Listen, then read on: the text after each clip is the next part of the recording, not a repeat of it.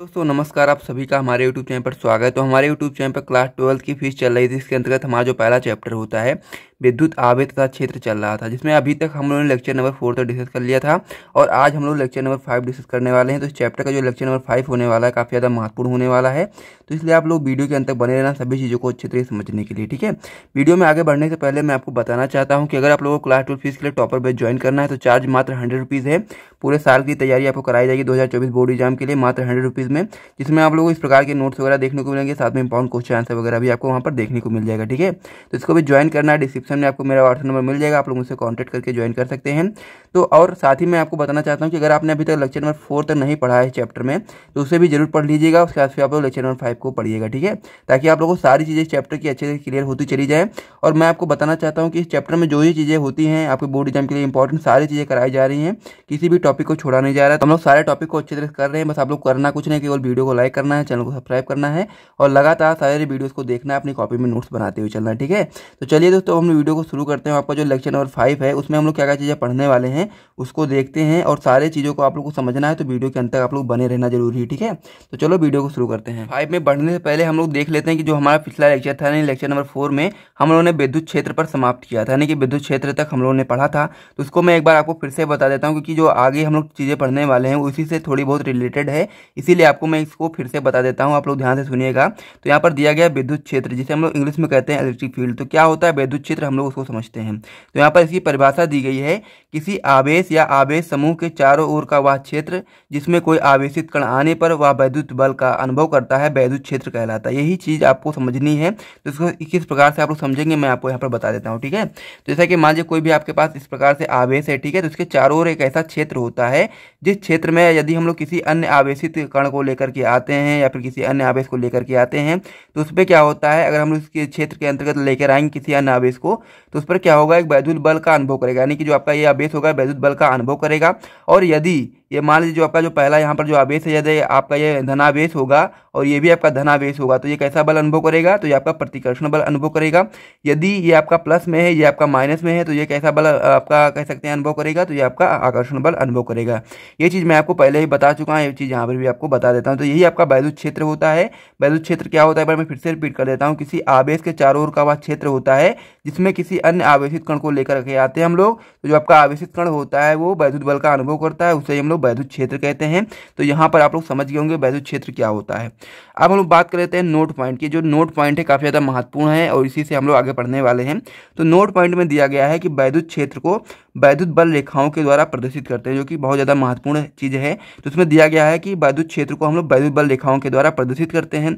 अब ये विद्युत बल रेखाएं क्या होती है इसको हम लोग डिटेल में अभी समझने वाले हैं। तो यही चीज़ यहाँ पर आपको समझनी है कि जो आपकी विद्युत क्षेत्र होता है इसको हम लोग विद्युत बल रेखाओं के द्वारा ही प्रदर्शित करते हैं। अब हम लोग समझते हैं कि विद्युत बल रेखाएं क्या होती हैं, ये हम लोग को इस वीडियो के अंतर्गत समझना है और उसके बाद में भी बहुत सारे टॉपिक हैं जो इस वीडियो में हम लोग कवर करने वाले हैं। तो सबसे पहले हम समझते हैं विद्युत बल रेखाएं क्या होती हैं। यहाँ पर आप लोग देखेंगे, तो यहाँ पर मैं आपको लेकर के आता हूँ नेक्स्ट पेज पर। तो यहाँ पर आप लोग देख पा रहे होंगे कि हेडिंग पड़ी हुई है कि विद्युत बल रेखाएं। तो क्या होती हैं विद्युत बल रेखाएं, अब हम लोग इसको समझते हैं। तो यहाँ पर सबसे पहले लिखा गया है कि विद्युत बल रेखाएं विद्युत क्षेत्र में खींचा गया वह काल्पनिक एवं निष्कोण वक्र, यानी कि जो आपका विद्युत बल रेखाएं होती हैं वो विद्युत क्षेत्र में खींची गई काल्पनिक एवं निष्कोण वक्र होती है। यानी कि काल्पनिक का मतलब ये है कि हम लोग उसकी कल्पना कर सकते हैं, वो हमको दिखाई नहीं देती है। ठीक है, एवं निष्कोण वक्र है जो उस स्थान पर विद्युत क्षेत्र का अविरल, अविरल का मतलब होता है लगातार, यानी कि जो आपका कह सकते हैं कि विद्युत बल रेखाएं होती हैं वो विद्युत क्षेत्र का लगातार प्रदर्शन करती हैं। यही चीज़ आपको समझना है। ठीक है, अब यहाँ पे कुछ 3 पॉइंट दिए गए हैं जो आपको समझना बहुत ज़्यादा जरूरी हो जाता है। जिसमें पहला पॉइंट दिया गया है कि धनावेश की जो विद्युत बल रेखाएं होती हैं वो धनावेश से निकलती हुई प्रतीत होती है। यानी कि क्या हो रहा है, इस प्रकार से देख सक रहे हैं आप लोग कि जो आपका धनावेश की जो विद्युत बल रेखाएं होती है धनावेश से जाती हुई प्रतीत होती हैं, और जबकि ऋणावेश की विद्युत बल रेखाएं होती हैं उस पर क्या होता है, जो विद्युत बल रेखाएं होती है प्राप्त होती हुई दिखाई देती है। इस प्रकार से आप लोग देख पा रहे होंगे कि धनावेश की जो विद्युत बल रेखाएं वो निकल रही हैं और ऋणावेश पर आकर के समाप्त हो रही हैं। अब इसी प्रकार से यदि हम लोग इनको संयुक्त कर दें, यानी कि धनावेश एवं ऋणावेश की संयुक्त बल रेखाओं की बात करें तो धनावेश से जो बल रेखाएं होती हैं वो निकलती हैं और ऋणावेश पर जाकर के समाप्त हो जाती हैं। तो यही चीज़ आपको समझना था। यही चीज़ आप लोग यहाँ पर समझ गए होंगे कि धनावेश से विद्युत बल रेखाएं निकलती हैं और ऋणावेश पर जाकर के समाप्त हो जाती हैं। कह सकते हैं कि एक वक्र बनाती हुई ऋणावेश पर जाकर के समाप्त हो जाती हैं। ठीक है, तो यहाँ तक आप लोग समझ गए होंगे विद्युत बल रेखाएं होती क्या हैं। अब हम लोग समझ लेते हैं कि जो आपका विद्युत बल रेखाएं होती हैं उनके गुण के बारे में कुछ महत्वपूर्ण चीज़ें हैं जो आपको समझना बहुत ज़्यादा जरूरी हो जाता है। तो उसको हम लोग समझते हैं। यहाँ पर देखेंगे आप लोग नीचे, तो सबसे पहले आप लोग इसको नोट कर लीजिए, फिर हम लोग नीचे बढ़ते हैं, ठीक है। तो इसे आप लोग नोट कर लीजिए, फिर हम लोग आगे बढ़ते हैं। तो अब हम लोग पढ़ने वाले हैं वैद्युत बल रेखाओं के गुण के बारे में, ठीक है। तो वैद्युत बल रेखाओं के गुण आपके बोर्ड एग्जाम में पूछा जा सकता है, इसीलिए मैंने आपको यहाँ पर बताया है। तो 3 पॉइंट आपको समझना बहुत ज़्यादा जरूरी हो जाता है। इसमें पहला पॉइंट दिया गया है कि वैद्युत बल रेखाएं धनावेश से निकलकर वक्र बनाती हुई ऋणावेश पर जाकर के समाप्त हो जाती हैं। तो जैसा कि मैंने यहाँ पर अभी आपको बताया था कि जो आपकी वैद्युत बल रेखाएं होती हैं वो धनावेश से निकलती हैं और ऋणावेश पर वक्र बनाती हुई, कह सकते हैं कि ये वक्र बनाती हुई ऋणावेश पर जाकर के समाप्त हो जाती है। यही चीज़ यहाँ पर पहले पॉइंट में दिया गया है। तो ये चीज़ आपको अच्छे से समझ में आ गई होगी, इसमें कोई भी रटने की आवश्यकता नहीं है। आप लोग बस ध्यान से वीडियो को देखेंगे तो आपको समझ में आ जाएगा। अब हम लोग आगे बढ़ते हैं, ठीक है। इसमें दूसरा पॉइंट दिया गया है कि दो वैद्युत बल रेखाएं कभी भी एक दूसरे को नहीं काटती। अगर ये काटेंगी तो कटान बिंदु पर जो होगा 2 स्पर्श रेखाएं होंगी, अर्थात वैद्युत बल की 2 दिशाएं बन जाएंगी, ठीक है, जो कि असंभव होता है। ये चीज़ आपको याद रखना है कि जो आपकी 2 वैद्युत बल रेखाएं होती हैं वो एक दूसरे को कभी भी काटती नहीं है। ये चीज़ आपको ध्यान देना है। यही चीज़ आप लोग देखेंगे यहाँ पर कि ये वैद्युत बल रेखाएं जो है एक दूसरे को कभी भी काटती नहीं, इस प्रकार से, ठीक है। तो ये चीज़ भी आपको समझ में आ गया होगा। अब हम लोग आगे बढ़ते हैं, नेक्स्ट जो लास्ट जो पॉइंट है वैद्युत बल रेखाओं के गुण के बारे में, उससे देख लेते हैं, ठीक है। लास्ट पॉइंट में दिया गया है कि वैद्युत बल रेखाओं का पास पास होना प्रबल वैद्युत क्षेत्र को तथा वैद्युत बल रेखाओं का दूर दूर होना दुर्बल वैद्युत क्षेत्र को प्रदर्शित करता है। तो ये पॉइंट भी आपके लिए काफ़ी ज़्यादा महत्वपूर्ण हो जाता है कि जो आपका वैद्युत बल रेखाएं होती हैं वो जितना ही पास पास होंगी वो उतना ही प्रबल वैद्युत क्षेत्र को उत्पन्न करेंगी, और साथ ही में जो आपका वैद्युत बल रेखाएं होंगी जितना ही दूर दूर होंगी उतना ही दुर्बल वैद्युत क्षेत्र को वो लोग प्रदर्शित करेंगे, ठीक है। तो इस प्रकार से आप लोग समझ गए होंगे। सबसे पहले मैंने आपको वैद्युत बल के बारे में बताया, वैद्युत बल रेखाओं के बारे में, और उसके बाद में फिर हमने वैद्युत बल रेखाओं के गुण के बारे में समझा, ठीक है। तो इसे आप लोग जल्दी से नोट कर लीजिए, फिर हम लोग आगे बढ़ते हैं और अगले टॉपिक की ओर बढ़ते हैं, ठीक है। तो इसे आप लोग जल्दी से अपनी कॉपी में नोट करेंगे, यहाँ से आप लोग देख सकते हैं, ठीक है। अब हम लोग बढ़ते हैं नेक्स्ट पेज की ओर और जो भी और भी महत्वपूर्ण टॉपिक है चैप्टर के अंतर्गत उससे समझते हैं। अब इसमें जो आपका अगला टॉपिक है वो आपका है परीक्षण आवेश। ये काफ़ी ज़्यादा महत्वपूर्ण हो जाता है क्योंकि अगर हम लोग आगे अगले टॉपिक की बात करें जो आपका होता है वैद्युत क्षेत्र की तीव्रता, इसमें हम लोग परीक्षण आवेश को यूज करते हैं। इसीलिए मैंने सोचा कि आपको परीक्षण आवेश के बारे में थोड़ी बहुत जानकारी होना बहुत ज़्यादा जरूरी होता है, ठीक है। तो क्या होता है परीक्षण आवेश? तो यहाँ पर दिया गया है कि यह एक काल्पनिक आवेश है, यानी कि जो आपका परीक्षण आवेश होता है, या कह सकते हैं बहुत ही छोटा, बहुत ही कह सकते हैं कि बहुत ही छोटा और काल्पनिक आवेश है जिसका अपना कोई वैद्युत क्षेत्र नहीं माना जाता। ये चीज़ आपको ध्यान देना है कि जो आपका परीक्षण आवेश होता है या बहुत ही छोटा काल्पनिक आवेश है जिसका अपना कोई वैद्युत क्षेत्र नहीं माना जाता है, और इसे हम लोग Q0 से प्रदर्शित करते हैं, ठीक है। तो ये चीज़ आपको याद रखना है परीक्षण आवेश के बारे में, बस आपको ज़्यादा आवश्यकता नहीं है याद करने की। तो आप लोग को ये चीज़ ध्यान देना कि जो आपका परीक्षण आवेश होता है काल्पनिक आवेश होता है जिसका अपना कोई वैद्युत क्षेत्र नहीं होता है, और इसको हम लोग Q0 से प्रदर्शित करते हैं, ठीक है। तो परीक्षण आवेश में बस आपको इतना ही समझना था, आप लोग समझ गए होंगे। अब हम लोग आगे बढ़ते हैं और वैद्युत क्षेत्र की तीव्रता को समझते हैं जो कि आपके बोर्ड एग्जाम के लिए काफ़ी ज़्यादा महत्वपूर्ण होता है। तो इसे आप लोग को समझना बहुत ज़्यादा जरूरी भी हो जाता है क्योंकि ये आपका न्यूमेरिकल में भी आपको ये बहुत बार आपको देखने को मिलेगा जिसमें आप लोग को इसका फॉर्मूला वगैरह यूज करने की आवश्यकता आपको पड़ेगी, ठीक है। तो अब हम लोग बात कर लेते हैं वैद्युत क्षेत्र की तीव्रता के बारे में, जिसे इंग्लिश में हम लोग कहते हैं इंटेंसिटी ऑफ इलेक्ट्रिक फील्ड। तो क्या होता है वैद्युत क्षेत्र की तीव्रता, उसको हम लोग समझते हैं। सबसे पहले मैं आपको यहाँ पर पढ़ करके बताऊंगा, उसके बाद में फिर मैं आपको अच्छी तरीके से समझा दूंगा, कोई भी इसमें डाउट आपके पास नहीं रहेगा, ठीक है। तो सबसे पहले हम लोग पढ़ लेते हैं कि क्या चीज़ यहाँ पर लिखी गई है। तो यहाँ पर लिखा गया है कि किसी वैद्युत क्षेत्र में रखे एकांक धनात्मक परीक्षण आवेश Q0 पर आरोपित होने वाले वैद्युत बल के परिमाण को वैद्युत क्षेत्र की तीव्रता कहते हैं, ठीक है। इसे हम लोग ई से प्रदर्शित करते हैं, ठीक है। तो एक बार मैं फिर से रिपीट करता हूँ, फिर मैं आपको यहाँ पर चित्र के माध्यम से समझाऊंगा। तो यहाँ पर लिखा गया है किसी वैद्युत क्षेत्र में रखे एकांक धनात्मक परीक्षण आवेश Q0 पर आरोपित होने वाले वैद्युत बल के परिमाण को वैद्युत क्षेत्र की तीव्रता कहते हैं, ठीक है। तो ये चीज़ आप समझ गए होंगे, इसे हम लोग ई से प्रदर्शित करते हैं। अब मैं आपको यहाँ पर चित्र के माध्यम से समझा देता हूँ। तो जैसा कि मान लीजिए यहाँ पर कोई इस प्रकार से क्या है, आपका वैद्युत क्षेत्र है जिसमें कोई बिंदु A है। A बिंदु पर क्या रखा गया, आपका धनात्मक परीक्षण आवेश, एकांक धनात्मक परीक्षण आवेश मान लीजिए Q रखा हुआ है, Q0, ठीक है। अब इस पर क्या है, एक बल लग रहा है। जो बल आपका लगता है वैद्युत बल, उसके जो परिमाण होता है उसको ही हम लोग क्या कहते हैं, वैद्युत क्षेत्र की तीव्रता कहते हैं। यानी कि जो आपका बल का जो परिमाण होता है उसके कह सकते हैं बल के परिमाण को ही हम लोग वैद्युत क्षेत्र की तीव्रता कहते हैं, ठीक है। ये चीज़ आपको समझनी है कि जो आपका वैद्युत क्षेत्र होता है, वैद्युत क्षेत्र में रखे एकांक धनात्मक परीक्षण आवेश के ऊपर लगने वाला जो वैद्युत बल होता है उसके परिमाण को ही हम लोग वैद्युत क्षेत्र की तीव्रता कहते हैं, ठीक है। ये चीज़ आपको अच्छे से याद रख लेना है। तो यहाँ तक आप लोग समझ गए होंगे कि वैद्युत क्षेत्र की तीव्रता क्या होती है। मैं एक बार फिर से बता देता हूँ कि जैसा कि मान लीजिए ये आपका कोई एक वैद्युत क्षेत्र है, इसमें क्या है, एक ए बिंदु है। ए बिंदु पर आपका Q0 परीक्षण आवेश रखा हुआ है।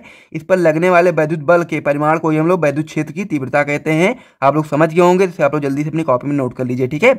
अब इसका फॉर्मूला क्या होता है ये आपको समझना है। तो ये इसका फॉर्मूला जो आपका होता है ई बराबर आपका होता है एफ अपान में क्या होता है क्यू नॉट होता है, ठीक है। इस प्रकार से आपका यह फॉर्मूला हो जाता है। और यदि आप लोग चाहें इसके ऊपर एरो का निशान लगा सकते हैं। एरो का निशान लगाने से क्या होता है ये चीज़ आपको ध्यान देना है। इससे हमको ये चीज़ पता चलती है कि आपका जो वैद्युत क्षेत्र की तीव्रता होती है वो एक सदिश राशि है। और आप लोग इसको एरो के निशान को लगा कर इसे याद करेंगे तो आपको हमेशा याद रहेगा कि वैद्युत क्षेत्र की तीव्रता जो होती है वो एक सदिश राशि है, ठीक है। अब हम लोग बात कर लेते हैं इसके मात्रक के बारे में, उसके बाद में फिर हम लोग इसकी बात करेंगे इसके कह सकते हैं कि इसके विमा के बारे में, ठीक है। तो मात्रक की बात करें सबसे पहले हम लोग क्या बात करेंगे मात्रक के बारे में, ठीक है। तो यदि हम लोग बात करें बल यानी कि वैद्युत बल का जो मात्रक होता है क्या होता है न्यूटन होता है, ठीक है। तो न्यूटन हो गया, नीचे क्या दिया है क्यू दिया गया, यानी कि जो आवेश का मात्रक होता है क्या होता है कूलाम होता है। इस प्रकार से आप समझ गए होंगे, ठीक है। तो इस प्रकार से क्या निकल करके आ गया, ये आपका मात्रक निकल करके आ गया वैद्युत क्षेत्र की तीव्रता का है क्या हो जाएगा न्यूटन अपान में कूलाम हो जाएगा, ठीक है। अब हम लोग बात करते हैं बीमा की। तो बीमा आप लोग किस प्रकार से निकालेंगे उसको आप लोग यहाँ पर समझेंगे। बीमा की बात कर लेते हैं, ठीक है। तो जो आपका बल की बीमा होती है क्या होती है MLT की पावर -2 होता है, ठीक है। ये चीज आपको याद रखना, जो बल की बीमा होती है कितनी होती है MLT की पावर -2 होती है। और यहाँ पर जो आवेश दिया गया आवेश की बीमा का क्या मात्रक होता है कह सकते हैं आवेश की बीमा क्या होती है 80 होती है, ठीक है। तो 80 इस प्रकार से आपका हो गया। अब हम लोग क्या करेंगे जो आपका 80 है इसको हम लोग ऊपर लेकर के जाएंगे, ठीक है। तो ऊपर लेकर के जाएंगे तो नीचे आपका प्लस में ऊपर जाकर के माइनस में हो जाएगा। इस प्रकार से वो आप लोग देखेंगे। सबसे पहले तो M का M ही रहेगा कि ये ऊपर ही है, उसके बाद फिर L का L ही रहेगा, उसके बाद फिर जो T है तो T ऊपर कितना है -2 है, ठीक है। नीचे से हम लोग नीचे आपका प्लस में जब ऊपर जाएगा तो क्या हो जाएगा -1 हो जाएगा, ठीक है। इस प्रकार से क्या हो जाएगा तो T की पावर -3 हो जाएगा।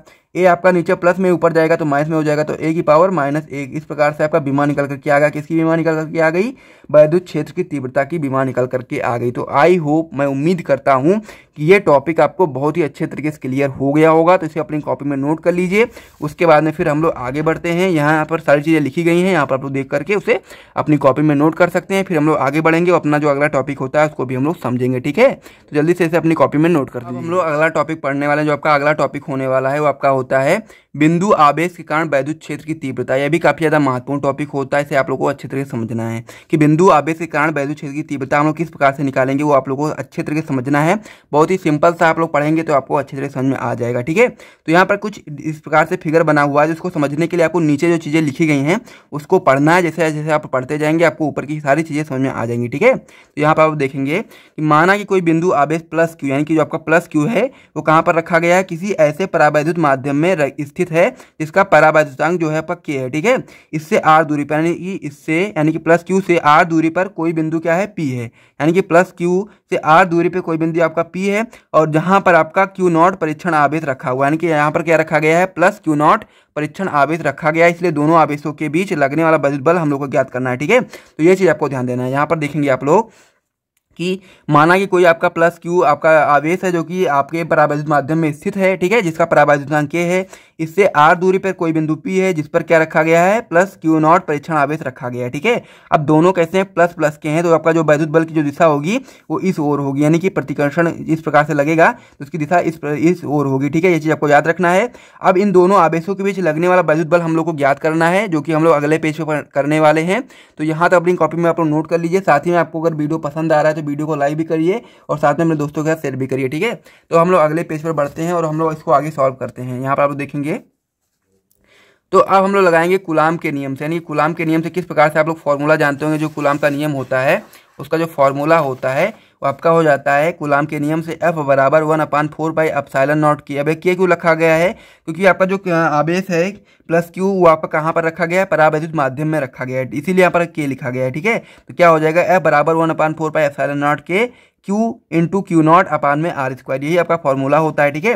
अब हम लोग इसको इस प्रकार से भी लिख सकते हैं कि F बराबर 1/4πε0 के Q इंटू क्यू नॉट अपान में आर स्क्वायर, ये तो सेम चीज़ यहीं पर लिखी गई है।